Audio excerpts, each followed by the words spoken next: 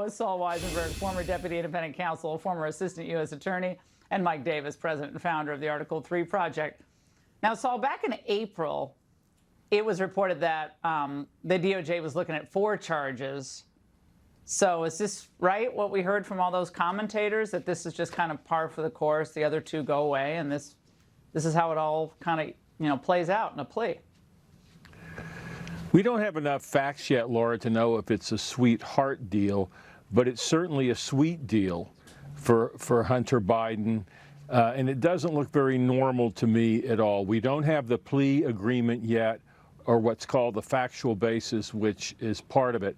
So I withhold final judgment, but I can tell you that it is unusual to let an individual get pretrial diversion on a felony gun charge, and particularly here, where in addition to that, you've got 2 tax misdemeanors that they've charged. I also want to make this point, which is he was charged with willful failure to pay taxes. That's a misdemeanor, but the felony of tax evasion takes very little additionally to prove. The only additional element there is that there is a affirmative act of concealment. And under the case law is very broad on what that act could be. It could be as simple as lying to an IRS agent or filling out something incorrectly on that tax return.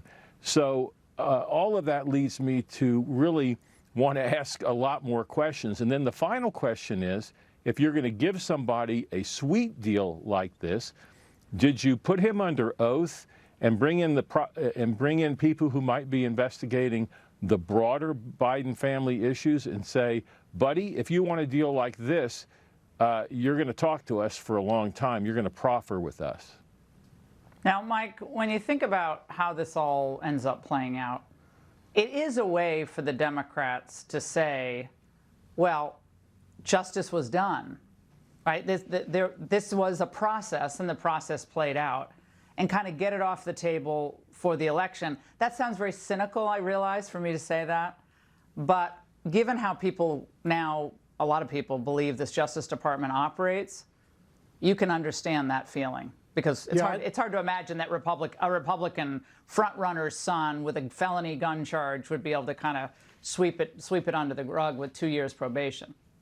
Justice was not done here. A cover-up was completed by the Biden Justice Department. And this David Weiss, who the left-wing media says was a Trump appointee, it's not that simple. The 2 Democrat senators in Delaware picked him as their U.S. attorney. I was the chief counsel for nominations when he went through the process. I know that they're the ones who picked him. And David Weiss has sat on evidence about Biden's corruption for years. He sat on evidence protecting Hunter Biden and Joe Biden for years.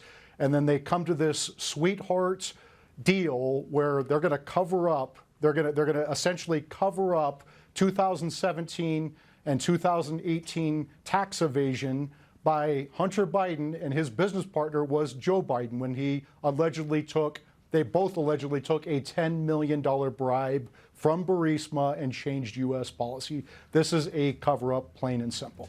Now, Saul, the DOJ says that the investigation is ongoing, but Hunter Biden's attorney feels differently. Watch this.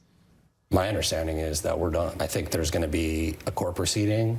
I think there are going to be agreements that are going to come out about the court proceeding. And I think everyone will see what happens once that occurs. Would you make a deal, though, if you thought there were more charges coming? Would I make a deal? Yeah. No, I wouldn't. Saul, what do you make of that? Sounds like he's a pretty good white-collar defense attorney, and he certainly got a good deal for his client. And I've heard the theory that the reason DOJ said that is because it's easier to resist congressional demands for information when you've got an ongoing investigation, and I find that very plausible. But again, when you talk about a possible further investigation, one thing for sure, this is a very, very beneficial deal for Hunter Biden, and I would like to know what they demanded of him and what forum, under oath in front of a grand jury, a recorded interview, in order to get his information, and did they even attempt to do that? You know, a lot of times, I've talked about this for years when we talk about IG Michael Horowitz, it's how broadly you define the investigation from the beginning. It looks like this was defined very narrowly from what we can tell. Again, Mike, the cynic's thinking on this is that if you didn't know better, you would think that almost Joe Biden knew that this was going to play out this way. I mean, he very boldly took his son on that, overseas trip recently. He's been in and out of the White House a lot, right? If you thought your son truly was vulnerable to, jail time and felony prosecution, maybe you wouldn't have done that? Or is that just, again, we're just so negative on these, law enforcement agencies and DOJ in particular? Yeah, so Biden's attorney general wants President Trump to die in prison over a fight with Biden's librarians and bureaucrats over presidential records. Biden's attorney general doesn't want the president's son to spend a day in prison for clear tax evasion and a clear gun felony. Saul and Mike, thank you both for being with us. Now, while Blinken was busy groveling in China, the CCP was making aggressive moves just miles